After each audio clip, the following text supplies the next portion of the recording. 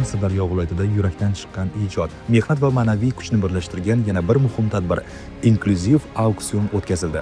Bu yerda nogironligi bo'lgan shaxslar tomonidan yaratilgan tasviriy va amaliy san'at namunalari, bezak va dekorativ buyumlar auksionga qo'yildi. Ular uchun bu birgina ko'rgazma emas, bu o'zining salohiyatini namoyon etish, jasoratni va iqtidorni keng jamoatchilikka ko'rsatish imkoniyati.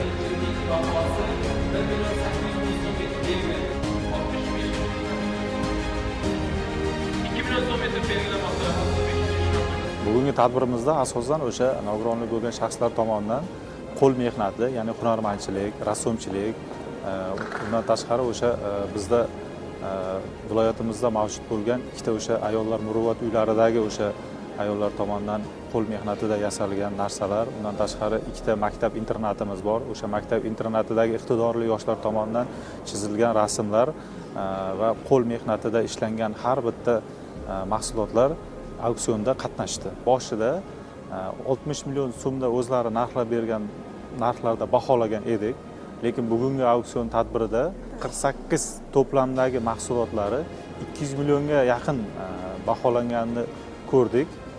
Albatta bunday tadbirlarni nafaqat o'sha viloyat miqyosida, balki o'sha tuman shahar miqyosida ham o'tkazishni rejalashtirganmiz.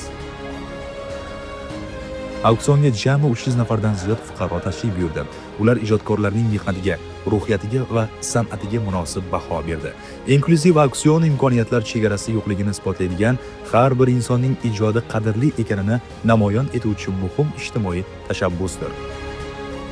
1 million 700 ming so'm e'tiborda istiqomatlarda ishlari amaliy san'at